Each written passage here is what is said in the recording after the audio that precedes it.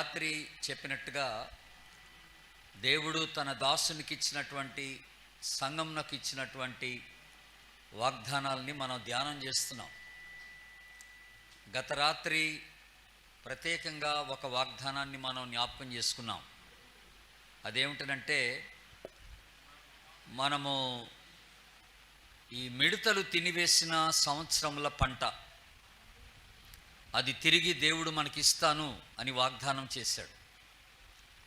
అది తినివేసిన పంట ఏమిటి, దాని గుర్తులేమిటి, దాని స్థితి ఏమిటి అనేది మనం రాత్రి చూసాం.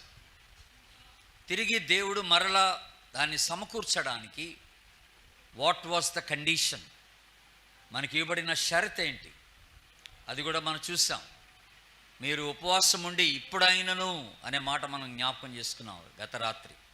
మీరు ఇప్పుడైనను ఉపవాసం ఉండి మనపూర్వకంగా పశ్చాత్తాపడి మన పాపాలు ఒప్పేసుకుంటే ఆయన కరుణా సంపన్నుడు, శాంతమూర్తి అయిన దేవుడు కనుక ఆయన మనల్ని క్షమించి తిరిగి మనకి ఆ యథాస్థితిని, ఆశీర్వాదాన్ని దేవుడు మనకి ఇస్తాడని కూడా నేను మీకు జ్ఞాపకం చేస్తూ వచ్చాను గత రాత్రి. ఈ రోజున మనకి ఇవ్వబడినటువంటి వాగ్దానాల్లో, సంఘానికి ఇవ్వబడిన వాగ్దానాల్లో మరొక వాగ్దానాన్ని మనం చూద్దాం. కీర్తనల గ్రంథం తీయండి, బైబిల్స్ ఉన్నవారు. కీర్తనల గ్రంథం సామ్స్ 89, 89వ కీర్తన, 89వ కీర్తన 24వ వచనం, 24వ వచనాన్ని ఆలోచన చేద్దాం. నా విశ్వాస్యతయు నా కృపయు అతనికి తోడై ఉండును, నా నామమును బట్టి అతని కొమ్ము హెచ్చింపబడును. ఇది మరొక వాగ్దానం, దేవుడిచ్చిన వాగ్దానం సంఘానికి. ఇక్కడ రాయబడిన మాటలు ఎవరిని ఉద్దేశించి రాశారు అంటే దేవుని సేవకుడైన దావీదుని ఉద్దేశించి రాశారు. ఈ మాటలు ఇక్కడ రాయబడ్డ మాటలు దేవుడు దావీదుని హెచ్చిస్తానని వాగ్దానం చేశాడు. దేవుని బిడ్డలారా, అది ఇక్కడ మనం చూస్తున్నటువంటి లేఖన భాగం. అయితే ఇక్కడ ఉన్న ఒక మాట మనకి అర్థం అంతగా తెలియకపోవచ్చు, కానీ మనం తెలుసుకోవాలి. అదేమిటనంటే నా నామమును బట్టి అతని కొమ్ము హెచ్చింపబడును అని అన్నాడు. కొమ్ము అనే మాట ఉపయోగించాడు. The horn will be exalted, rather lifted up. ఈ కొమ్ము అనే మాట బైబిల్లో చాలా సందర్భాల్లో ఉపయోగించబడిన మాట. దీనికి నానా అర్థాలు ఉన్నాయి బైబిల్లో. నేను కొమ్మును హెచ్చిస్తాను అని అంటే ఈ కొమ్ముకున్నటువంటి నానా అర్థాలు ఏమిటి అంటే, ఒకటి, కొమ్ము బలానికి సూచన మొట్టమొదటిగా.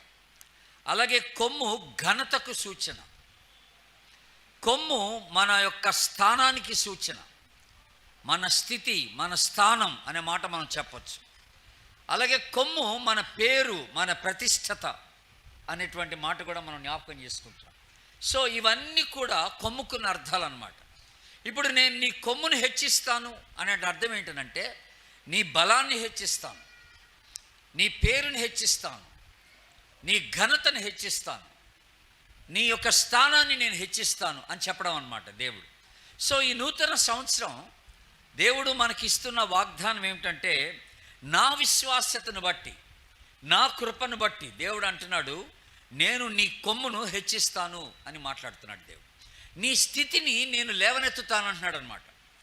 నీ బలాన్ని నేను హెచ్చిస్తాను, నీ స్థాయిని నేను ఉన్నతంగా చేస్తాను. దేవుడు మాట్లాడుతున్నటువంటి మాటలు అన్నమాట ఇవి. కనుక అది ఏమిటో, ఎప్పుడు అలాగ జరుగుద్దో, ఆ స్థితి, ఆ స్థాయి మనం ఎలాగ దేవుని నుండి పొందుకోగలమో ఈ ఉదయకాలం మనం కొంత ధ్యానం చేసుకోవడానికి ప్రయత్నం చేద్దాం. అయితే దానికంటే ముందుగా ఈ కొమ్మును గురించి 2-3 మాటలు మీకు చెప్పాలని నేను ఇష్టపడుతూ ఉన్నాను. దానియేలు గ్రంథం తీయండి దయచేసి. దానియేలు గ్రంథం మీరు 7వ అధ్యాయం, దానియేలు గ్రంథం 7వ అధ్యాయం, యెహెజ్కేలు గ్రంథం తర్వాత ఉంటుంది. దానియేలు గ్రంథం 7వ అధ్యాయం, మనము 7వ వచనాన్ని ఒకసారి గమనిస్తే అక్కడ 4 జంతువులు, ఆ తర్వాత మీరు అక్కడ గమనించినటువంటిది ఏంటంటే 10 కొమ్ములు అని ఉంది అక్కడ. 10 కొమ్ములు, పెద్ద దంతములు 10 కొమ్ములు ఉండెను అనే మాట మనం చూస్తున్నాం. ఈ కొమ్ములు అనేటువంటి మాట ఇక్కడ రాయబడినటువంటి మాట 7-8 వచనాల్లో ఉన్న మాట, ఇది ఎవరికి సూచనగా ఉంటుందంటే ఒక నలుగురు చక్రవర్తులకు సూచనగా ఉంటుంది. దేవుని బిడ్డలారా, అధికారానికి సూచన అన్నమాట. ఇక్కడ ఎంపరర్స్, 4 ఎంపరర్స్ అనే మాట, నలుగురు చక్రవర్తుల గురించి రాయబడింది మాట. వాళ్ళని కొమ్ముగా ఇక్కడ సూచించినట్టుగా మనం చూస్తున్నాం. అంటే ఇక్కడ ఇంకొక అర్థం వచ్చింది ఇప్పుడు కొమ్ముకి మనకి. ఆ అర్థం ఏంటంటే అధికారం. అధికారం అనే మాట కూడా ఉందన్నమాట. నీ అధికారాన్ని నేను హెచ్చిస్తాను అనేటువంటి మాట కూడా ఉంది. ఇప్పుడు ఇర్మియా గ్రంథం తీయండి దయచేసి. ఇంకొక మాట కూడా మనం చూద్దాం దీనికి సంబంధించి. ఇర్మియా గ్రంథం 48వ అధ్యాయం, జెరిమయా చాప్టర్ 48, 25వ వచనాన్ని గమనించండి. 25వ వచనం, మోయాబు శృంగము నరికివేయబడి ఉన్నది అన్నాడు. ఇక్కడ శృంగము అనే మాట ఉపయోగించాడు. శృంగం అంటే కూడా కొమ్మే. శృంగం అంటే కూడా కొమ్మే. కనుక ఇక్కడ మోయాబు యొక్క కొమ్ము విరగగొట్టబడుతుంది, లేకపోతే నరికివేయబడుతుంది అనే మాట మనం ఇక్కడ దేవుడు పలుకుతున్నటువంటి మాట. శత్రువుని యొక్క కొమ్ము, శత్రువుని యొక్క బలము, శత్రువుని యొక్క స్థాయి దేవుడు విరగొడతానని ఇక్కడ చెప్తున్నట్టుగా ఉంది దేవుని బిడ్డలారా. అలాగే 112వ కీర్తన ఒకసారి చూద్దాం. 112వ కీర్తన, 112వ కీర్తన 9వ వచనాన్ని గమనిద్దాం. 9వ వచనం, వాడు దాతృత్వము కలిగి బీదలకిచ్చును, వాని నీతి నిత్యము నిలుచును, వాని కొమ్ము ఘనత నుండి హెచ్చింపబడును అనుంది. వాడు అంటే ఎవరంటే ఇక్కడ నీతిమంతుల గురించి రాస్తున్నాడు ప్రభు. నీతిమంతుల కొమ్ము ఘనత నుండి హెచ్చింపబడును అని అన్నాడు. ఆల్రెడీ నేను చెప్పాను, నీతిమంతుల కొమ్ము అంటే నీతిమంతుల యొక్క బలము, నీతిమంతుల యొక్క ఘనత, ఇది దేవుడు హెచ్చిస్తానని వాగ్దానం చేస్తున్నాడు. ఎవరైతే దేవుని సన్నిధిలో పరిశుద్ధంగా నీతియుక్తంగా జీవిస్తారో దేవుడు వాళ్ళని బలపరిచి వాళ్ళని హెచ్చించి ఘనపరుస్తానని దేవుడు వాగ్దానం చేస్తున్నట్టుగా ఉంది దేవుని బిడ్డలారా. అలాగే మనము ఇంకొక మాట కూడా 89వ కీర్తనలకు రండి. మళ్ళీ ఇందాక మనం చూసిన కీర్తన, ఒరిజినల్ కీర్తన 89వ కీర్తనలోనికి రండి. నేను ఆల్రెడీ చెప్పాను, అది దావీదుని గురించి రాయబడిన మాటలు అని చెప్పాను కదా. దావీదుని గురించి రాయబడిన మాటలు, అది 20వ వచనం చూడండి. అక్కడ 89వ కీర్తన 20వ వచనం, నా సేవకుడైన దావీదును నేను కనుగొని ఉన్నాను, నా పరిశుద్ధ తైలముతో అతన్ని అభిషేకించి ఉన్నాను. దేవుడు అభిషేకించాడు. ఫర్ యువర్ ఇన్ఫర్మేషన్, ఈ అభిషేకానికి వాడబడేటువంటి నూనె కూడా కొమ్ములోనే పెడతారట, కొమ్ములోనే ఉంచుతారట. ఏంటది మనకి ఎక్కడ తెలుస్తుంది అంటే, మీరు ఇక్కడ మనం 89వ కీర్తనకి మళ్ళీ వస్తాం కానీ ఒకసారి మీరు 1 సమూయేలు గ్రంథం తీయండి దయచేసి. 1 సమూయేలు, 1 సమూయేలు గ్రంథం 16వ అధ్యాయం, 1 సమూయేలు గ్రంథం 16వ అధ్యాయం, పేజీ నంబర్ 236, పాత నిబంధనలో 236, 16వ అధ్యాయం మొదటి వచనం చూస్తాం. అంతటా యెహోవా సమూయేలుతో ఇలాగు సెలవిచ్చెను, ఇశ్రాయేలుల మీద రాజుగా ఉండకుండా నేను విసర్జించిన సౌలును గూర్చి నీవెంతకాలము దుఃఖింతువు, నీ కొమ్మును తైలముతో నింపుము అని అన్నాడు. చూసారా, నీ కొమ్మును తైలముతో నింపుము. ఇక్కడ కొమ్ము దేని కొరకు వాడబడిందంటే అభిషేకించబడేటువంటి తైలాన్ని వాడటానికి కూడా దేవుడు ఇక్కడ ఉపయోగించుకున్నాడు. ఈ తైలంతో నింపి ఎక్కడికి వెళ్ళమన్నాడు? దావీదు దగ్గరికి వెళ్ళమన్నాడు దేవుడు. దావీదు దగ్గరికి వెళ్ళి దావీదుని అభిషేకించమన్నాడు. ఇది మనం జ్ఞాపకం చేసుకోవాల్సినటువంటి ఒక చిన్న మాట. ఇప్పుడు మళ్ళీ మనం 89వ కీర్తనకు వద్దాం. ఇటు రండి అందరూ. 89వ కీర్తనలో మళ్ళీ కొన్ని మాటలు అక్కడ చూద్దాం. 89వ కీర్తన 28వ వచనం, 29వ వచనం, దావీదుని గురించి దేవుడు రాస్తున్నాడు. నా కృప అతనికి తోడుగా ఉండజేసేదును, నా నిబంధన అతనితో స్థిరముగా ఉండును, శాశ్వత కాలం వరకు అతని సంతానమును, ఆకాశమున్నంత వరకు అతని సింహాసమును నేను నిలిపెదను. ఇదంతా కూడా కొమ్ము గురించి మాట్లాడుతున్న మాటలే. నేను అతని స్థాయిని నిలబెడతానంటున్నాడు దేవుడు. అతని యొక్క ఘనతను నేను నిలబెడతానంటున్నాడు దేవుడు. దావీదు యొక్క జీవితాన్ని గురించి ఇక్కడ దేవుడు మాట్లాడుతున్నాడు. అతని యొక్క సింహాసనమును అది ఎల్లప్పుడూ నిలిచి ఉండును అన్నట్టుగా మాట్లాడుతున్నాడు. ఆకాశం ఉన్నంత వరకు సింహాసనం ఉంటుందట. ఆకాశం ఎప్పుడన్నా పోదు. అలాగే ఉంటుంది కనుక అది నిరంతరము ఆయన సింహాసనము, ఆయన అధికారము, ఆయన యొక్క ఔన్నత్యము అలాగుంటుందని దేవుడు జ్ఞాపకం చేస్తున్నాడు. కనుక ఈ కొమ్ము ఇప్పుడు మనం నానా విధాలుగా చూసాం బైబిల్లో. కొమ్ముని గురించి ఏమని చూసామంటే, ఇది బలానికి గుర్తు, ఇది అధికారానికి గుర్తు, ఇది స్థాయికి గుర్తు, ఇది పేరు ప్రతిష్టతకు గుర్తు, ఇది ఘనతకు గుర్తు, గొప్పతనానికి గుర్తు, ఇది అభిషేకానికి గుర్తు. ఇలాంటివన్నీ కూడా మనం చూసుకుంటూ వచ్చాం దేవుని బిడ్డలారా. కొమ్ము అనే మాట మనం జ్ఞాపకం చేసుకున్నప్పుడు, నీ కొమ్మును నేను హెచ్చిస్తానని ఈ సంవత్సరం దేవుడు మనకి వాగ్దానంగా ఇచ్చినటువంటి మాట. మరొకటి, కొమ్ము దేని కొరకు వాడబడిందంటే, యెహోషువ గ్రంథం తీయండి దయచేసి. ఒక మాట మీకు అక్కడ కూడా అది కూడా జ్ఞాపకం చేసుకుందాం. యెహోషువ గ్రంథం 6వ అధ్యాయం, పేజీ నెంబర్ 180, పేజీ నెంబర్ 180. యెహోషువ గ్రంథం 6వ అధ్యాయం 5వ వచనం. మానక ఆ కొమ్ములతో వారు ధ్వని చేయుచుండగా మీరు బూరల ధ్వని వినినప్పుడు జనులందరూ ఆర్భాటముగా కేకలు వేయవలను. ఇప్పుడు వీళ్ళు బూర ధ్వని దేంతో చేస్తున్నారు? కొమ్ములతో చేస్తున్నారు. ఇట్లా కొమ్ములు పట్టుకొని ఊతారనమాట. కొమ్ములు పట్టుకొని బూరలాగా ఊతారనమాట. ఆ ఊదినప్పుడు పెద్ద శబ్దం వస్తుందన్నమాట. అది యుద్ధానికి సూచనగా ఉంటుందన్నమాట. అది యుద్ధానికి సూచనగా ఉంటుందన్నమాట. రణభేరి అని అంటాం అన్నమాట. సో ఇక్కడ కొమ్ము బూర ఊదడానికి అన్నట్టుగా దేవుడు ఇక్కడ యెరికో పట్టణం మీద విజయాన్ని సాధించేటప్పుడు ఇశ్రాయేలుకి చెప్పినటువంటి మాటగా ఇక్కడ మనం చూస్తూ ఉన్నాం దేవుని బిడ్డలారా. అలాగే ఇంకొక మాట కూడా మనం ఇందాక దానియేలు గ్రంథంలో చూసాం. అది కూడా ఒకసారి చూద్దామండి దయచేసి. దానియేలు గ్రంథం 7వ అధ్యాయం ఒక మాట మనం చూద్దాం. దానియేలు గ్రంథం 7వ అధ్యాయం 24వ వచనాన్ని కూడా ఒకసారి చూద్దాం. 24వ వచనం. 10 కొమ్ములు ఆ రాజ్యము నుండి పుట్టబోవు 10 మంది రాజులను సూచించుతున్నది. ఇది కూడా మీరు గమనించండి. 10 కొమ్ములు ఇక్కడ రాశాడు. ఈ కొమ్ములు ఎవరికి సూచన అంటే రాజులకు సూచన అన్నాడు. అగైన్ మళ్ళీ జ్ఞాపకం చేస్తున్నాను మీకు, ఇది అధికారానికి సూచనగా ఉంటుంది. కొమ్ము అనేది అధికారానికి సూచనగా ఉంటుంది. అయితే దేవుడు ఏం చేస్తాడంట, దేవుడు ఒక పని చెప్పాడు ఇక్కడ, ఒక మాట చెప్పాడు బైబిల్లో. అదేమిటనంటే, మీరు 75వ కీర్తన చూడండి ఒకసారి. 75వ కీర్తన దయచేసి బైబిల్స్ అందరూ తెరవండి, చూడండి. 75వ కీర్తన 10వ వచనం, లాస్ట్ వచనం.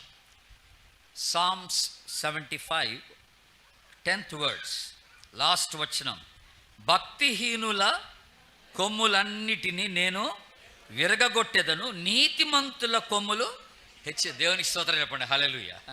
అంటే అర్థం ఏంటండి? భక్తిహీనుల యొక్క కొమ్ము అంటే భక్తిహీనుల యొక్క బలం, భక్తిహీనుల యొక్క ఘనత దేవుడు ఏం చేస్తానన్నాడు? విరగొడతానన్నాడు, పడేస్తానన్నాడు. భక్తిహీనులు పడిపోతారు అలాగా.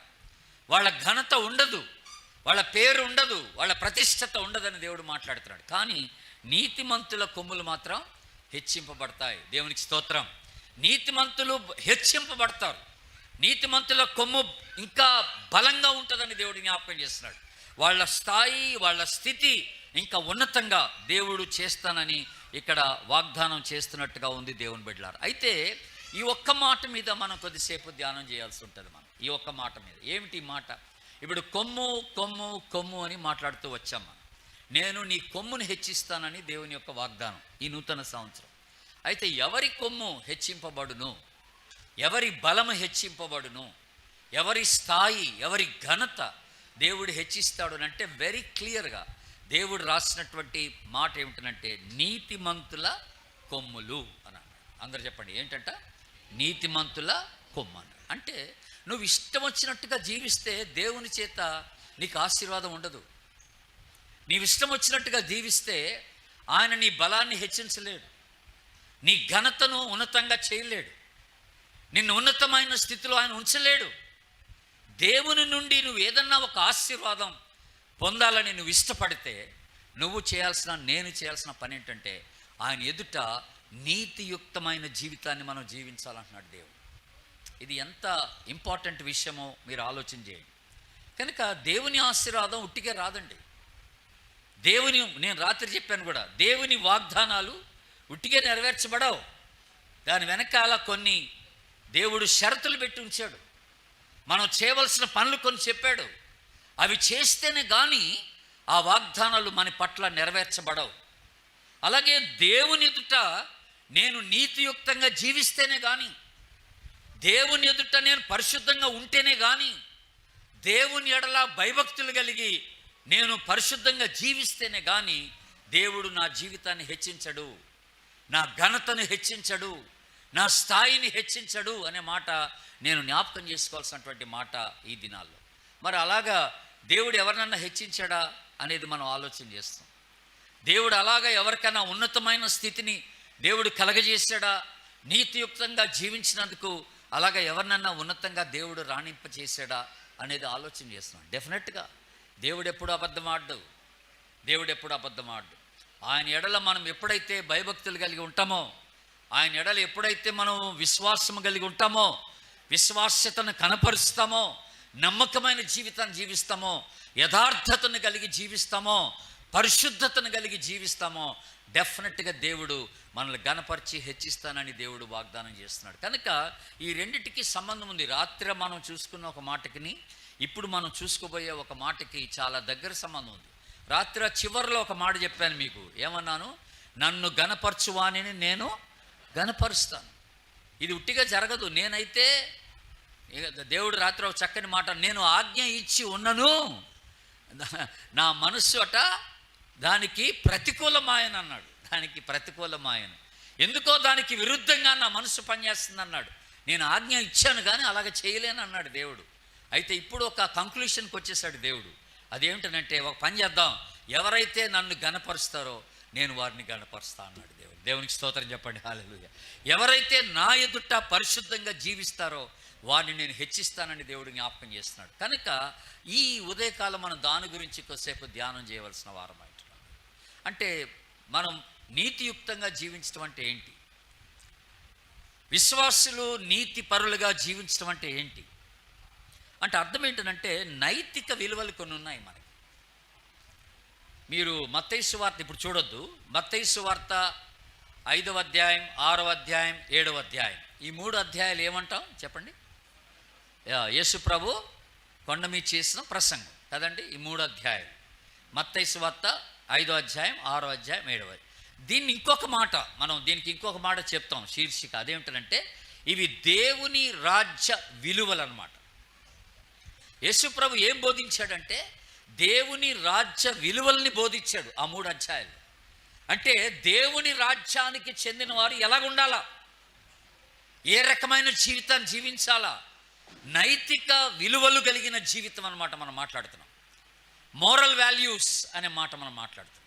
ఈ నైతిక విలువలు కలిగిన జీవితాన్ని ఎప్పుడైతే మనం జీవిస్తామో అప్పుడు దేవుని చేత ఉన్నతంగా హెచ్చింపబడతామని దేవుడు జ్ఞాపకం చేస్తున్నాడు. దేవుని బిడ్డ, దేవుడు నిన్ను ఏ స్థితిలో పెట్టినా, ఎలాంటి పరిస్థితుల్లో దేవుడు ఒక విశ్వాసాన్ని ఉంచినా అక్కడ దేవుని కొరకు నీతియుక్తంగా నైతిక విలువలు కలిగి మనము జీవించాలని మోరల్ లైఫ్ అంటున్నాం. మోరల్ లైఫ్, నీతియుక్తమైన జీవితం, అది అవసరం అన్నాడు. కనుక ఇప్పుడు మనం ఆఫీసెస్లో పనిచేస్తున్నాం, అక్కడక్కడ గవర్నమెంట్ ఆఫీసెస్లో, ప్రైవేట్ ఆఫీసెస్లో పనిచేస్తున్నాం, విశ్వాసులుగా పనిచేస్తున్నాం. మరి అక్కడ మన జీవితం ఎలాగుంది? అక్కడ ఎలాంటి సాక్ష్యం మనం కలిగి ఉన్నాం? ఎలాంటి నైతిక విలువలు మనం పాటిస్తున్నాం? టైంకి ఆఫీస్కి వెళ్తున్నామా? లంచం తీసుకోకుండా పనిచేస్తున్నామా? టైం ప్రకారంగా టేబుల్ దగ్గర కూర్చోగలుగుతున్నామా? టైం కంటే ముందే ఇంటికి వచ్చేస్తున్నామా? లేటుగా వెళ్తున్నామా? యథార్థతను కలిగి ఉన్నామా? ఈ విశ్వాస్యతను కలిగి ఉన్నామా? దేవుడు నాకు అప్పగించిన పని అది ఏమైనప్పటికీ, మన చుట్టూన్న వారు పని చేయనప్పటికి కూడా మనం నమ్మకంగా పనిచేయాలి. మన చుట్టూన్న వారు ఆలస్యంగా వచ్చినప్పటికీ మనం టైంకి వెళ్ళాలి. దేవుని బిడ్డలారా, ఇక్కడ నైతిక విలువలు అనేవి చాలా అవసరం అన్నమాట. కనుక దేవుడు అన్నాడు, దేవుడు నేను ఎక్కడ ఉంచితే అక్కడ. కొంతమంది నేను ప్రశ్నించినప్పుడు వాళ్ళు ఏమంటారంటే, బ్రదర్ నేను ప్రభు కోసం జీవించడం అంత వీలు పడదండి అంటారు. ఎందుకునంటే నేనున్న పరిస్థితి అలాంటిదంట. ఏంటి పరిస్థితి? నువ్వున్న పరిస్థితి ఏదైతే ఏమిటి? ప్రభు నీతో ఉన్నాడు కదా. నువ్వున్న పరిస్థితి ఏదైతే ఏమిటి? నీ చుట్టూన్న వాళ్ళు ఎలా ప్రవర్తిస్తే ఏంటి? నీ చుట్టూన్న వాళ్ళు ఎలాగా వ్యవహరిస్తే ఏంటి? నువ్వు దేవుని బిడ్డవుగా అక్కడ ఉన్నావని జ్ఞాపకం చేసుకోవాలి. దేవుడు నిన్ను వాడుకుంటాడు. దేవునికి నువ్వు సమర్పించుకోవాలా. దేవుని బిడ్డగా నిన్ను నువ్వు నిరూపించుకోవాలి. అక్కడ ఎప్పుడైతే అలాగా నీతియుక్తంగా, పరిశుద్ధంగా, యథార్థంగా, విశ్వాస్యతతో నువ్వు జీవిస్తావో దేవుడు డెఫినెట్గా ఉద్యోగంలో నిన్ను హెచ్చిస్తాడు. అందరూ ఆమెనండి ఒకసారి. ఆమె హెచ్చిస్తాడు దేవుడు. నీ కాలేజీలో కూడా అలాగే. నీ ఫ్రెండ్స్ మధ్య ఒక ప్రత్యేకమైన జీవితాన్ని నువ్వు కలిగి ఉండాలి. నీ లైఫ్ స్టైల్ వేరుగుండాలా. నీ జీవిత విధానం వేరుగుండాలా. నువ్వు మాట్లాడే పద్ధతి వేరుగుండాలని దేవుడు మాట్లాడుతున్నాడు. అలాగా నీ జీవితం ఉన్నప్పుడు డెఫినెట్గా దేవుడు హెచ్చిస్తాడు. డెఫినెట్గా హెచ్చిస్తాడు. ఉన్నత ర్యాంకులో పెడతాడు. నేను ఉన్నతంగా రాణిస్తాడు దేవుడు. దేవుని బిడ్డలారా గమనించండి. ఇది దేవుడు ఈ సంవత్సరం మన నుండి ఆశిస్తున్నటువంటిది అనమాట. దేవుని బిడ్డ నైతిక విలువలు కలిగిన జీవితం. నేను దీని గురించి ఆలోచన చేసినప్పుడు దేవుని ఎదుట నైతిక విలువలు కలిగి జీవించిన వ్యక్తి, అలాగే జీవించటం ద్వారా దేవుని చేత గొప్పగా ఆశీర్వదించబడిన వ్యక్తి, తన కొమ్మును దేవుడు ఎంతో హెచ్చించాడు, తన ఘనతను ఎంతో హెచ్చించాడు, తన స్థితిని ఎంతో హెచ్చించాడు దేవుడు. అలాంటి వ్యక్తిని నేను బైబిల్లో ఒక వ్యక్తిని గమనిస్తున్నాను. ఆ వ్యక్తి ఎవరంటే యోసేపు. ఆ వ్యక్తి ఎవరంటే యోసేపు. దేవుని బిడ్డ యోసేపు మనందరికి తెలిసి చాలా శ్రమలు ఎదుర్కొన్నాడు. తన సొంత అన్నల ద్వారా ఆయన బాధను, కష్టాన్ని, అవమానాన్ని ఎదుర్కొన్నాడు. అన్నలు అసూయపడ్డారు, ద్వేషించారు, అమ్మేశారు, చంపేద్దాం అనుకున్నారు, పగబట్టారు. దేవుని బిడ్డలారా మనందరికీ తెలుసు ఆదికాండం 37వ అధ్యాయం. ఇప్పుడు చూడాల్సిన పని లేదు. ఆదికాండం 37వ అధ్యాయంలో ఇవన్నీ రాయబడి ఉన్నాయి. యోసేపుని గురించి మనం ఆలోచన చేస్తాం. అలాగా పగబట్టి వాళ్ళు పోతిఫర్కి అమ్మేశారు. వాళ్ళు అక్కడ మరి మిద్యానీయులకు అమ్మేశారు. అక్కడి నుంచి పోతిఫర్ దగ్గరికి వెళ్ళిపోయాడు. దేవుని బిడ్డలారా అసలు ఏంటి యోసేపు యొక్క లైఫ్ను మనం ఆలోచన చేస్తే అంతగా ఆయన అవమానానికి, శ్రమకు, బాధకు, కష్టానికి గురైపోయినటువంటి వ్యక్తి. సొంత అన్నల ద్వారా దేశింపబడి పగకు ఓర్చుకొని అతడు అమ్మివేయబడినటువంటి స్థితిలో ఉన్నట్టుగా మనం గమనిస్తూ ఉన్నాం. దేవుడు ఇప్పుడు ఇలాగా ఉండడం ద్వారా ఎలాగా ఏ స్థితిలో ఉన్నప్పటికి కూడా యోసేపట దేవుని ఎడల భయభక్తులు కలిగి జీవించాడు. దేవుని స్తోత్రం చెప్పండి. హల్లెలూయా. దేవుని ఎడల నమ్మకం కలిగి ఉన్నాడు. దేవుని ఎదుట విశ్వాసం కలిగి ఉన్నాడు. దేవుని ఎదుట నైతిక విలువల్ని పాటిస్తూ ఆయన నీతియుక్తమైనటువంటి జీవితాన్ని యోసేపు జీవించినట్టుగా దేవుని వాక్యం సెలవిస్తుంది. ఎప్పుడు కూడా యోసేపు సనగలేదు, గొనగలేదండి. మీరు చూసారా బైబిల్లో మీరు చదవండి 37వ అధ్యాయం నుండి 50వ అధ్యాయం వరకు ఆయన గురించే ఉంటుంది. ఆదికాండం 37వ అధ్యాయం నుండి 50వ అధ్యాయం వరకు ఏ అధ్యాయంలో కూడా ఏ స్థితిగతుల్లో కూడా యోసేపు సనిగినట్టుగా, గొనిగినట్టుగా మనకు రాయబడలేదు. మనం చాలాసార్లు గొనిగేస్తాం. ఏంటి ప్రభా, నేను నీ కోసం ఇంతగా జీవిస్తుంటే, నేను ఇంత ప్రార్థన చేస్తూ ఉంటే, నేను ఇంత భక్తిగా ఉంటే నాకు ఇదే అని అంటాం. కొన్నిసార్లు మనం తట్టుకోలేం. వెంటనే ప్రార్థనలో దేవుని ఎదుట మనం సనుగుడు, గొనుగుడు మొదలెట్టేస్తాం. సనుగుడు, గొనుగుడు మొదలేస్తాం. అలాంటి ఆ సనుగుడు అక్కర్లేదు అంటున్నాడు దేవుడు. నువ్వు ఉంచబడిన స్థలంలో దేవుని కొరకు నమ్మకంగా ఉంటే నీ కొమ్మును దేవుడు హెచ్చిస్తానంటున్నాడు. అందరు ఆమెనండి ఒకసారి. దేవుడు నీ కొమ్ముని హెచ్చిస్తాడు. ఇప్పుడు చూద్దాం, ఆదికాండానికి రండి. ఎలాగా యోసేపు యొక్క కొమ్ము హెచ్చింపబడిందో మనము ఆలోచన చేద్దాం కొద్దిసేపు. మీరు ఒకసారి 37వ అధ్యాయమే మనం చూస్తాం. 37వ అధ్యాయంలో మనకి ఇందాక నేను మీకు జ్ఞాపకం చేసినట్టుగా 6వ వచనం లేకపోతే 4వ వచనంలో అతని మీద పగబట్టిరి అని ఉంది. 5వ వచనంలో కూడా మరీ పగబట్టిరి అని ఉంది అక్కడ కదా. మళ్ళీ మీరు 8వ వచనం గమనిస్తే 8వ వచనంలో ఏమనుంది? మమ్మల్ని ఏలుతావని మరింత పగబట్టిరి అనుంది. 10వ వచనంలో ఏమనుంది? అతన్ని గద్దించను అనుంది. అతన్ని గద్దించను అనే మాట మనం చూస్తున్నాం. అయితే ఇంకా కొంచెం మనం కిందకు వస్తే అక్కడ ఏమనుంది?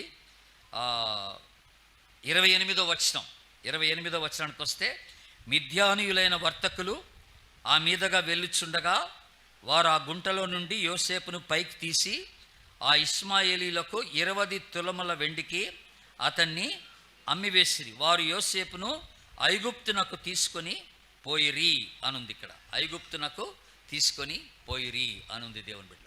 అయితే ఆశ్చర్యం ఏంటంటే, ఇప్పుడు యోసేపు ఐగుప్తులో ఉన్నాడు, ఫరో దగ్గర ఉన్నాడు, రాజాస్థానంలో ఉన్నాడు. ఆశ్చర్యం ఏంటంటే, అక్కడ మనందరికీ తెలిసినట్టుగా జైల్లో పడ్డాడు. ఓ పరిస్థితిని బట్టి జైలుకి వచ్చాడు. ఎందుకు వచ్చాడు జైలుకి? దేవుడు అక్కడ పోతిఫర్ భార్య యోసేపుని మోహించింది. యోసేపుతో పాపం చేయాలనుకున్నప్పుడు యవనస్తుడైన యోసేపు ఏం చేశాడట, ఆ పాపానికి తను అప్పగించుకోలేదు. నా తెలిసిన వాళ్ళు ఎవరు ఇక్కడ లేరు, నా ఫ్రెండ్స్ ఎవరు ఇక్కడ లేరు, మా తల్లిదండ్రులు లేరు, మా బ్రదర్స్ ఎవరు ఇక్కడ లేరు, నన్ను ప్రశ్నించేవాడు ఎవడిక్కడ లేడు, నేను ఏం చేసినా సరిపోద్దులే అని యోసేపు అనుకోలేదట. అనుకోకుండా ఏం చేశాడంటే, నన్ను అదృశ్యంగా నన్ను చూస్తున్న దేవుడు నాతో ఉన్నాడని నమ్మాడు. అందరూ ఆమెనండి ఒకసారి. ఆమెన్. మనం ఎక్కడున్నా ప్రభువు మనతో ఉన్నాడండి. ఎక్కడున్నా ప్రభు మనల్ని చూస్తుంటాడు. జాగ్రత్త, అక్కడ మనం నమ్మకమైన జీవితాన్ని జీవించాలి. యోసేపు ఒక గంభీరమైన స్టేట్మెంట్ ఇక్కడ ఇచ్చాడు. ఏమిచ్చాడు? 9వ వచనం, 39వ అధ్యాయం 9వ వచనం ఏమన్నాడు? నీవు అతని భార్యవైనందున నిన్ను తప్ప మరి దేనిని నాకు అప్పగింపక ఉండలేదు. కాబట్టి, ఎంత చక్కని మాట ఇది, నేనెట్లు ఇంత ఘోరమైన దుష్కార్యము చేసి దేవునికి విరోధముగా పాపము కట్టుకొందును. చూసారా, ఎంత అద్భుతమైన ఒక స్టేట్మెంట్ ఇచ్చాడు యోసేపు ఇక్కడ. నేను ఎట్లు ఇంత ఘోరమైన దుష్కార్యం చేసి నా దేవునికి విరోధముగా నేను పాపం చేస్తాను అంటున్నాడు. మనం దేని గురించి మాట్లాడుతున్నామండి? దేవుడు నీతిమంతుల కొమ్మును హెచ్చిస్తాడు అన్నాను నేను. ఎవరైతే నైతిక విలువలు కలిగి దేవునికి భయపడి ఎవరైతే పరిశుద్ధంగా జీవిస్తారో వాళ్ళ కొమ్మును దేవుడు హెచ్చిస్తాడు, వాళ్ళ ఘనతను దేవుడు హెచ్చిస్తాడు, వాళ్ళ స్థాయిని దేవుడు హెచ్చిస్తాడని నేను జ్ఞాపకం చేశాను మీకు. ఇది ఎగ్జాక్ట్గా ఇప్పుడు అదే జరగబోతుంది. ఇక్కడ ఫస్ట్ స్టెప్లో మనం ఇక్కడ యోసేపును చూసేది ఏంటనంటే, అతడు దేవునికి భయపడ్డాడు, దేవునికి మాత్రమే భయపడ్డాడు, తన జీవితాన్ని పరిశుద్ధంగా నిలబెట్టుకోవడానికి ప్రయత్నం చేశాడు. అవసరమైతే అక్కడి నుంచి పారిపోయాడు, తన షర్ట్ అక్కడ వదిలేసి పారిపోయాడు. ఆమె లాగింది, బలవంతం చేసింది, నాతో వచ్చి శయనించమని. యవనస్తుడు దేవునికి భయపడిన వాడు ఆ పాపానికి తాను అప్పగించుకోకుండా. కొంతమంది యవనస్తులు ఐటీ కంపెనీస్లో పనిచేస్తూ ఉంటారు. కంపెనీ తరఫున కొన్నిసార్లు పార్టీలు జరుగుతూ ఉంటాయి. బ్రదర్ తప్పదు బ్రదర్, అందరితో పాటు ఈ పని చేయాల్సిందే అంటారు. ఏంటి చేయాల్సింది? అందరితో పాటు కలిసి తాగేస్తావా ఏంటి? అందరితో పాటు కలిసి డ్యాన్స్ వేస్తావా ఏంటి నువ్వు? అలాగే లేదు. నువ్వు విశ్వాసు, నువ్వు దేవుని బిడ్డవి. నీ ఆఫీసులో అందరు చేస్తున్నారని నువ్వు చేయకూడదు. ఇది అందరికి అలవాటు అని చెప్పి నువ్వు దానికి అప్పగించుకోకూడదు. నువ్వు దేవుని బిడ్డగా నిన్ను నువ్వు కాపాడుకోవాలా, పరిశుద్ధంగా కాపాడుకోవాలి. ఎప్పుడైతే అలా కాపాడుకుంటావో దేవుడు నిన్ను ఉన్నతంగా హెచ్చిస్తాడని జ్ఞాపకం చేసుకోవాలి. ఇప్పుడు దానికి ఏమేం చేసిందంటే, యోసేపు మీద నేరారోపణ చేసింది. యోసేపే తప్పు చేశాడు, యోసేపే తనని బలవంతం చేశాడని ఈమె రాజుగారికి చెప్పి యోసేపుని జైల్లో వేయించి అన్యాయంగా యోసేపు జైల్లో పడ్డాడు. ఇప్పుడు ఏం జరిగిందో చూద్దాం. దేవుడు ఎలా యోసేపుని హెచ్చించుకుంటూ వచ్చాడో మనం ఇప్పుడు గమనిద్దాం. 39వ అధ్యాయం దయచేసి 20వ వచనాన్ని ఒకసారి చూద్దాం. 20వ వచనం చూడండి దయచేసి. అతన్ని పట్టుకొని రాజు ఖైదీలు బంధింపబడు చెరసాలలో వేయించెను. అతడు అక్కడ చెరసాల్లో ఉండెను. అయితే యెహోవా యోసేపునకు తోడయుండి అతని యందు కనికరపడి అతని మీద ఆ చెరసాల యొక్క అధిపతికి కటాక్షము కలుగునట్లు చేసెను. దేవునికి స్తోత్రం చెప్పండి అందరూ. దేవుడు నువ్వు ఏ స్థితిలో ఎప్పుడు ఎలాగున్నావో దేవునికి బాగా తెలుసు. నీకు అన్యాయం జరిగిందా, నీకు న్యాయం జరిగిందా, దేవునికి బాగా తెలుసు. నువ్వు యథార్థంగా నిలబడ్డావా, నువ్వు లేకపోతే దాంట్లో చేయగలిపేసావా, నువ్వు ప్రభు కోసం నమ్మకంగా నిలబడ్డావా, ప్రభుకి బాగా తెలుసు. కనుక దేవుడు ఇక్కడ యోసేపుని గమనిస్తూ వచ్చాడు. యోసేపు ఎంత పరిశుద్ధంగా తన జీవితాన్ని కాపాడుకున్నాడో యవనస్తుడు యోసేపు గమనించాడు. దేవుని బిడ్డ, ఈ ఐగుప్తునకు యోసేపు వచ్చినప్పుడు యోసేపు వయసు ఎంతో తెలుసా అండి? 30 సంవత్సరాలు. He was a young man. 30 సంవత్సరాలు కలిగిన 30 years old యంగ్ మ్యాన్. ఈ 30 సంవత్సరాల వయసు కలిగిన వాడు ఎంత పరిశుద్ధమైన జీవితాన్ని జీవిస్తున్నాడో చూడండి. ఇప్పుడట దేవుని కటాక్షం ఇతని పైన ఉందంట. యెహోవా తన పైన కనికరాన్ని చూపించాడంట దేవుని బిడ్డలారా. ఎందుకంటే నీతియుక్తంగా జీవించిన కారణాన. ఇప్పుడు ఏం జరిగింది చూద్దాం. దయచేసి కిందకి రండి. 22వ వచనం చదువుతున్నాను. చెరసాల అధిపతి ఆ చెరసాల్లో ఉన్న ఖైదీలందరినీ ఎవరికి అప్పగించను? యోసేపు చేతికి అప్పగించు. వారు అక్కడ ఏమి చేసిరో అదంతయు అతడే చేయించువాడు. వావ్! ఇక్కడ దేవుడు యోసేపుకి ఎలాంటి స్థితిని ఇచ్చాడంటే, చెరసాల్లో ఉన్నాడు కానీ అతడు ఖైదీగా లేడట. దేవుడు ఖైదీగా ఉంచలేదు. ఏం చేశాడు? ఖైదీలందరికీ అధిపతిని చేశాడు దేవుడు. దేవునికి స్తోత్రం చెప్పండి. హల్లెలూయా. ఖైదీలందరికీ అధిపతిని చేయించేశాడు దేవుడు. ఎందుకంటే తన యొక్క నీతి యుక్తమైన జీవితాన్ని బట్టి తన కొమ్ముని దేవుడు హెచ్చించాడు. తన స్థితిని దేవుడు హెచ్చించినట్టుగా మనం గమనిస్తున్నాం. ఖైదీలందరిపైన అధికారి. దేవుడు నేను అలాగే చేస్తాడు. నీ కిందున్న వారందరిపైన నువ్వు అధికారిగా ఉంటావు అన్నాడు. నువ్వు ఏ చెప్తే వాళ్ళ చేయాలి. ఖైదీలందరికీ ఈయనే పని పెడుతున్నాడంట. ఎవరెవరు ఏం పని చేయాలో ఏం చెప్తున్నాడంట. ఒక ఖైదీ అయి ఉండి దేవుడు ఖైదీల మీద ఇతన్ని అధికారిగా ఉంచినట్టుగా మనం గమనిస్తున్నాం. అక్కడ ఉన్న వాళ్ళు, ఆ జైల్లో ఉన్న వాళ్ళందరూ కూడా యోసేపులో గమనించింది ఏంటో తెలుసా అండి? ఒక మంచి విషయాన్ని గమనించినారు వాళ్ళు. 41వ అధ్యాయం చూడండి దయచేసి. 41వ అధ్యాయం ఆదికాండం, జెనసిస్ చాప్టర్ 41. ఆదికాండం 41వ అధ్యాయం 38వ వచనం ఏమనుంది? అతడు తన సేవకులను చూచి ఇతని వలె దేవుని ఆత్మగల మనుషుని కనుగొనగలమా అని అనెను. ఇతడు ఫరో దృష్టికి, ఆయన సేవకుల దృష్టికి యోసేపు యొక్క జీవితం ఎంతో యుక్తమైనదిగా కనపడిందంట. ఆ జీవితం ఎలా కనపడిందంటే దేవుని ఆత్మ చేత నింపబడిన జీవితంగా కనపడిందంట. ఎంత గొప్ప సాక్ష్యం ఇది! దేవుని ఆత్మ చేత నింపబడిన జీవితం అట యోసేపుది. అందుకనే తన సేవకులందరినీ చూసి రాజుగారు అంటున్నాడు ఇక్కడ, ఇతని వలె దేవుని ఆత్మ కలిగిన మనిషిని ఎవరైనా చూడగలరా అని అన్నాడు. ఎవరైనా చూడగలరా అంటే ఎంత గొప్ప సాక్ష్యం ఇది! దేవుని ఆత్మ చేత నడిపించబడిన వాడు. రోమా 8:14 ఏమనుంది? ఎందరూ దేవుని ఆత్మ చేత నడిపించబడుదురో వారందరూ దేవుని కుమారులైందురు. చూసారా? దేవుని ఆత్మ చేత నడిపించబడడం అది ఎంత గొప్ప ఆశీర్వాదం దేవుని బిడ్డ.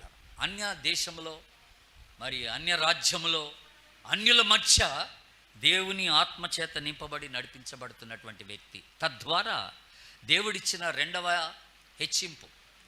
ఆ కొమ్మును దేవుడు ఎలాగ హెచ్చించాడో ఇప్పుడు చూద్దాం. రెండోది 40వ వచనానికి రండి. ఇప్పుడు ఇది 41వ అధ్యాయం 40వ వచనం. నీవు నా ఇంటికి అధికారివై ఉండవలెను, నా ప్రజలందరూ నీకు విధేయులయుందురు, సింహాసన విషయములో మాత్రమే నేను నీకంటే పైవాడనయుందునని యోసేపుతో చెప్పాను. వావ్! దేవునికి స్తోత్రం చెప్పండి అందరు గట్టిగా. హల్లెలూయా. అసలు ఏమిటండి ఈ మాటలు? ఏమిటి మాటలు? రాజుగారు యోసేపుతో ఏమంటున్నాడో తెలుసా అండి? ఇక్కడ ఎంత చక్కని మాట అన్నాడంటే, ఫరో, నేను కేవలం ఆ సింహాసనం మీద కూర్చున్నంత వరకే నా పని అన్నాడు, కానీ నా రాజ్యాన్ని ఏలేదు నువ్వే అన్నాడు. నా రాజ్యానికి అధికారివి నువ్వే అన్నాడు. నా రాజ్యం అంతటికి అధికారివి నువ్వే అన్నాడు. ఎంత చక్కని మాట! నా ప్రజలందరూ నీకు విధేయులై ఉంటారని చెప్పాడు. ఉట్టిగా అలాగే చెప్తే అవుద్దండి. ఉట్టిగా రాజుగారు చెప్పగానే అయిపోద్ది. ఇది మొదలుకొని నా ప్రజల్ని నువ్వు వేలాలి, నా రాజ్యాన్ని నువ్వు వేలాలి అంటే అయిపోద్దా? అలాగ అవ్వదు. అక్కడ అందరు వినరు. ఏటయ్యా గుర్తు? రాజుగారు నిన్ను అధికారిగా పెట్టాడంటే గుర్తు ఏమిటని అంటారు ప్రజలు. ఏంటి నేను అధికారిగా పెట్టాడంటే గుర్తు ఏమిటని అడుగుతారు. అందుకని రాజు ఏం చేశాడంటే చూడండి, ఇక్కడ 41వ వచనం చూడండి. ఇప్పుడు 41వ వచనం. ఫరో ఏమంటున్నాడు? చూడుము, ఐగుప్తు దేశం అంతటి మీద నిన్ను నియమించి ఉన్నాను అని చెప్పి ఏమన్నాడు? ఫరో తన చేతినున్న తన ఉంగరమును తీసి యోసేపు చేతికి పెట్టి సన్నపు నారబట్టలు అతనికి తొడిగించి అతని మెడకు బంగారు గొలుసు వేసి తన రెండవ రథం మీద ఎక్కించి అప్పుడు వందనము చేయుడని ముందర జనులు కేకలు వేసిరి. అట్లు ఐగుప్తు దేశమంతటి మీద అతను నియమించను. దేవునికి స్తోత్రం చెప్పండి, హల్లెలూయా. ఇప్పుడు 3వ దశకు మనం వస్తున్నాం. ఈ కొమ్ము ఎలాగ హెచ్చింపబడింది, యోసేపు కొమ్ము ఎలాగ హెచ్చింపబడింది అంటే, మొట్టమొదటిగా మనం ఎక్కడ చూసాం ఈ కొమ్ముని? జైల్లో అధికారిగా పెట్టాడు దేవుడు. జైల్లో ఉన్నప్పుడు ఆ జైల్లో ఉన్న ఖైదీలందరి మీద అధికారిగా దేవుడు ఉంచాడు యోసేపు. రెండవది ఎక్కడ అధికారి చేశాడు? రాజుగారి యొక్క రాజ్యములో అధికారిగా పెట్టాడు. ఇప్పుడు ఈ తర్వాత ఈ 3వదిగా మనం చూస్తుంది ఏంటంటే, దేశం అంతటి మీద అధికారిగా చేశాడు. దేశమంతటి మీద అధికారి నువ్వే అన్నాడు. ఈ దేశాన్ని నువ్వే వెళ్ళాలంటే ప్రైమ్ మినిస్టర్ లెవెల్ అనమాట. ప్రైమ్ మినిస్టర్ లెవెల్ అనమాట. ఏమీ ఎలక్షన్లో నిలబడకుండా, డబ్బులు ఖర్చు పెట్టకుండా ప్రైమ్ మినిస్టర్ అయిపోయాడు యోసేపు. చూసారండి అసలు ఎంత గొప్ప హోదా దేవుడు అతనికి ఇచ్చాడు. తన కొమ్ముని దేవుడు హెచ్చించాడు. ఇది మాటలు కాదండి, ఇది మామూలు విషయం కాదు. మనం ఎప్పుడైతే దేవుని ఎదుట యథార్థంగా జీవిస్తామో, నమ్మకంగా ఉంటామో మన పనిలో, దేవుడు డెఫినెట్గా నిన్ను ఉన్నతమైన స్థాయికి తీసుకొస్తాడు. అందరూ ఆమెనండి. అధికారంలో పెట్టేస్తాడు దేవుడు నిన్ను. అందరికీ పైన ఉన్నతంగా ఉంచుతాడు దేవుడు నిన్ను. అందులో అనుమానం ఏం లేదు, అందులో అనుమానం. నా జీవితంలో అది నేను గమనించాను. కొన్ని దశలు దేవుడు నన్ను ఎలా తీసుకెళ్ళాడంటే, నేను ఒక అధికారానికి నుంచి ఇంకొక అధికారం నుంచి ఇంకొక అధికారానికి వెళ్ళాను. నేను ఇప్పుడు నేషనల్ సెక్రటరీ మా ఐఎంలో. అర్థమైందంటే, నేను అసోసియేట్ సెక్రటరీగా నేను ఖమ్మంలో ఉండేవాడిని. అప్పుడు ఒక స్టేట్ సెక్రటరీ కింద పనిచేసేవాడిని. నేను. అలాంటిది దేవుడు నన్ను ఏం చేశాడంటే, స్టేట్ సెక్రటరీని కూడా చేయలేదు నన్ను. స్టేట్ సెక్రటరీ కన్నా పైన ఇంకో పోస్ట్ ఉంటుంది అనమాట. ఆ పోస్టులకు తీసుకెళ్ళిపోయాడు ఒకేసారి నన్ను దేవుడు. ఆ పోస్టుల నుంచి ఇంకా ఉన్నతమైన పోస్ట్కి అలాగా 4 పోస్టులు దాటి వెళ్ళాను పైకి. ఇప్పుడు ఫైనల్గా దేశం అంతటి మీద అధికారి నేను ఇప్పుడు ఐఎంలో. అర్థమైందండి. నేషనల్ సెక్రటరీ అంటారన్నమాట నన్ను. నేషనల్ సెక్రటరీ అంటారన్నమాట. నా కింద చాలామంది పనిచేస్తారన్నమాట. అర్థమైందా? అయినా కూడా ఇది దేవుణ్ణి బట్టి కలిగింది మనకి. ఇది మన గొప్పతనం ఏమీ కాదు అక్కడ. మరి అక్కడ ఎంతమంది టెమల వాళ్ళు అందరూ ఉంటారు అక్కడ అధికారులు. వాళ్ళందరిలో తెలుగు వాడిని ఒక్కడే దేవుడు అలాగే హెచ్చించాడు అన్నమాట. తెలుగు వాడిని హెచ్చించాడు బెంగళూరులో. హెచ్చించి అందరికన్నా ఉన్నతంగా పెట్టాడు. నా అనుభవంలోని చెప్తున్నాను మీకు, అనుభవంలోని చెప్తున్నా. దేవునికి అసాధ్యమైనది ఏమి లేదు. దేవుడు నమ్మదగినోడు. గుర్తుపెట్టుకోండి దేవుని బిడ్డ. ఆయన ఎవరికి అచ్చుండే దేవుడు కాదు. మన యొక్క యథార్థతను బట్టి దేవుడు మనల్ని హెచ్చిస్తాడు, మన కొమ్ముని హెచ్చిస్తాడని దేవుడు జ్ఞాపకం చేస్తాడు. దేశం అంతటి పైన నీకు అధికారం ఇస్తున్నాను. దానికి గుర్తు ఏమిటంటే, రాజుగారు ఉంగరం పెట్టేశాడు. రాజుగారు ఉంగరం ధరించారంటే అధికారం కలిగినోడు అని అర్థం అనమాట. ఆ సన్నని నారబట్టలు అంటే రాజవస్త్రాలు అన్నమాట. మరి సింహాసనం మీద దేవుడు కూర్చోబెట్టాడు, 2వ రథం మీద కూర్చోబెట్టాడు, ఊరేగించాడు. అందరూ ఇతనికి వందనాలు చెప్పండి అని కేకలు వేసుకుంటా ఊరేగింపు జరిగింది. ఎంత గొప్ప ఘనత మరి దేవుడు మరి యోసేపుకి ఇచ్చాడో మనం గమనిస్తూ వస్తున్నాం దేవుని బిడ్డ. ఇప్పుడు ఇంకొక వెరీ ఇంపార్టెంట్ థింగ్ మనం ఇక్కడ గమనిస్తున్నట్టు ఏంటంటే, ఇప్పుడు మనం 43వ వచనం వరకు చూసాం. ఇప్పుడు 45వ వచనం చూడండి. 45వ వచనం, మరియు ఫరో ఇంకా ఇంకో మాట చూద్దామండి. దానికంటే ముందు మాట 44లో ఏముంది? మరియు ఫరో ఏమన్నాడు యోసేపుతో? ఫరోను నేనే అయినను నీ సెలవు లేకుండా ఐగుప్తు దేశమందంతటను ఏ మనుషుడును తన చేతినైనను కాలినైనను ఎత్తకూడదు. దేవునికి స్తోత్రం. నేను రాజుని కాని అబ్బాయి, నీ మాట లేకుండా నీ సెలవు లేకుండా ఎవడు ఏ పని చేయడానికి లేదన్నాడు. అసలు ఏంటండి బాబు అంటే, రాజుగారు నామకే వస్తే రాజుగా ఉన్నాడు అన్నమాట. ఉట్టిగే పేరుకి రాజుగా కూర్చున్నాడు, కానీ అధికారం అంతా, రాజ్యాధికారం అంతా యోసేపుకి ఇచ్చాడు. ఎంత ఉన్నతమైనటువంటి స్థాయికి యోసేపుని తీసుకుని వెళ్ళాడో ఆలోచన చేయండి. ఇక్కడ ఇంకొక మాట రాయబడి ఉన్న మాట 45, ఫరో యోసేపునకు జెఫ్నెఫ్తా నెహు అని పేరు పెట్టి అతనికి ఓను యొక్క యాజకుడైన పోతిఫర్ కుమార్తెయగు అసెనత్తునిచ్చి పెళ్లి చేసెను. రాజకుమార్తెనిచ్చి పెళ్లి చేశాడు. అంటే రాజకుమారుడిగా ఎంచబడినాడు అనమాట. డైరెక్ట్గా రాజకుమార్తెనిచ్చి పెళ్లి చేసినట్టుగా మనం చూస్తున్నాం. రాజకుమార్తెనిచ్చి పెళ్లి చేసినట్టుగా చూస్తున్నాం. ఇక్కడే నేను ఇందాక చెప్పిన మాట ఉంది చూడండి, 46వ వచనంలో, యోసేపు బయలుదేరి ఐగుప్తు దేశమందంతటా సంచరించెను. యోసేపు ఐగుప్తు రాజైన ఫరో ఎదుట నిలిచినప్పుడు అతడు ఎంత వయసు కలిగిన వాడు? 30 సంవత్సరముల వయసు కలిగిన వాడు. ఇప్పుడు ఇంకొక గొప్ప ఆశ్చర్యం మీకు చూపిస్తాను దేవుని బిడ్డ.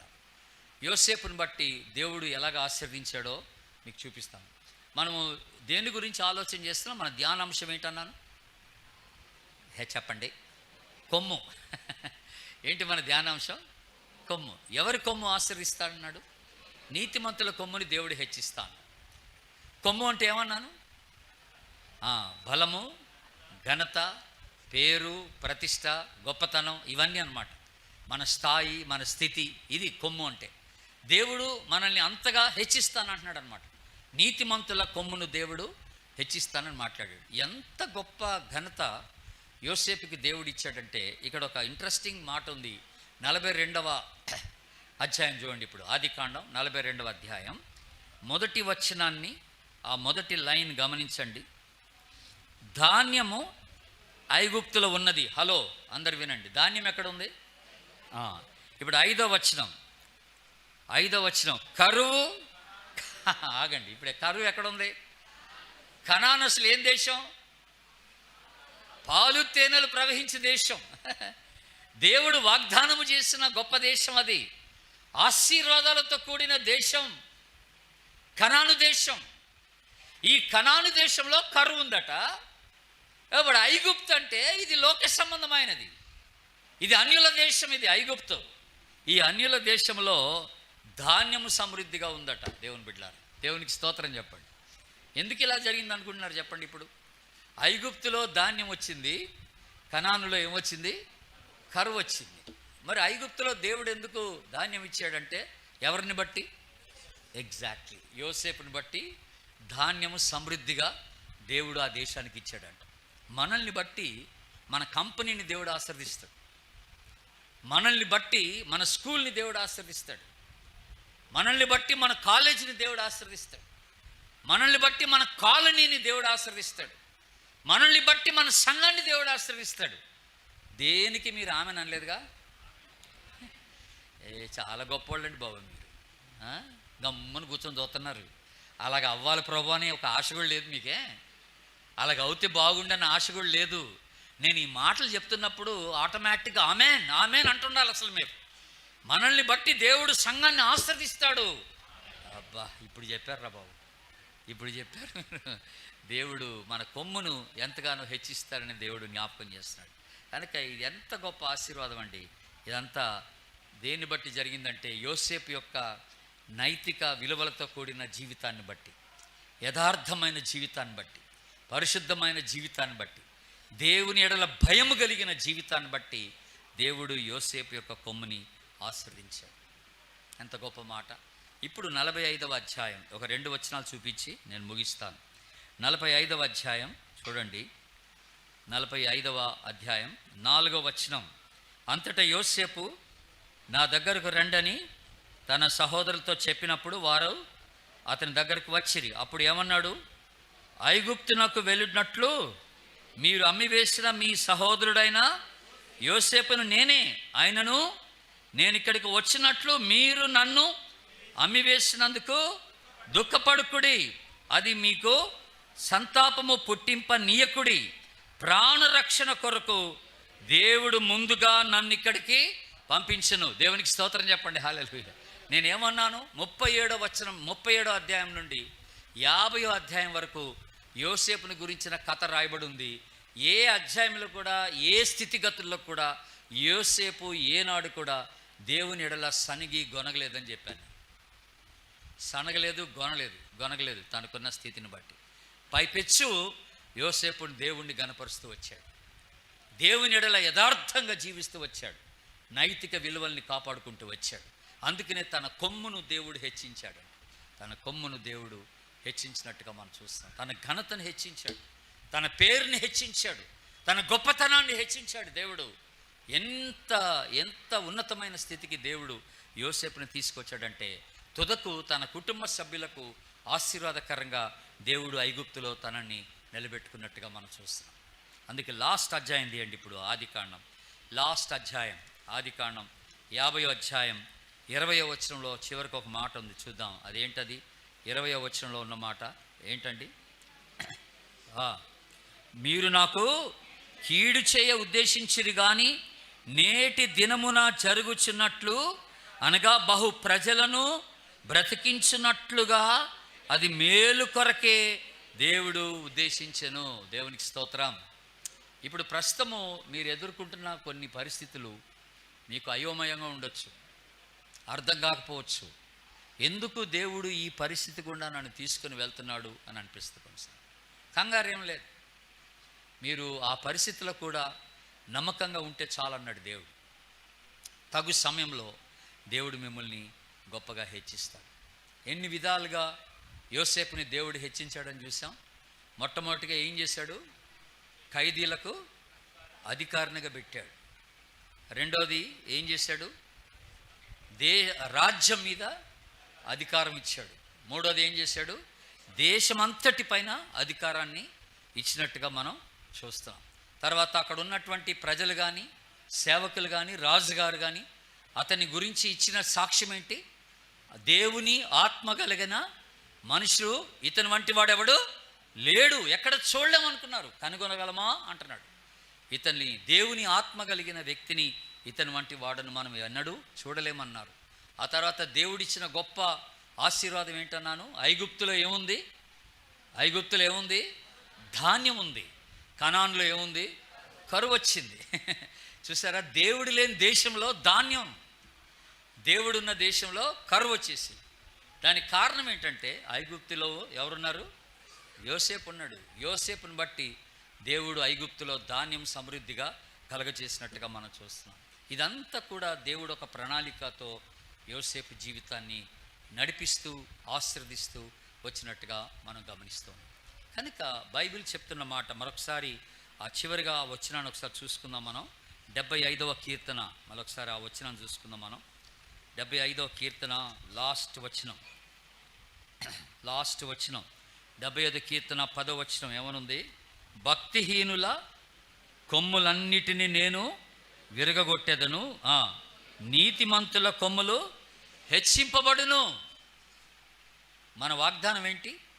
మన వాగ్దానం ఎక్కడుంది? 89వ కీర్తన ఏమనుంది? 89వ కీర్తన 89వ కీర్తన 24వ వచనం అందరం చదువుదాం. ఏంటది? నా విశ్వాసతయు నా కృపయు అతనికి తోడయుండును, నా నామమును బట్టి అతని కొమ్ము హెచ్చింపబడును. ఎవరికి తోడయుండును? ఎవరైతే నీతియుక్తంగా జీవిస్తారో. ఇక్కడ 89వ కీర్తనలో నీతిమంతుడైన దావీదుని గురించి మాట్లాడాడు.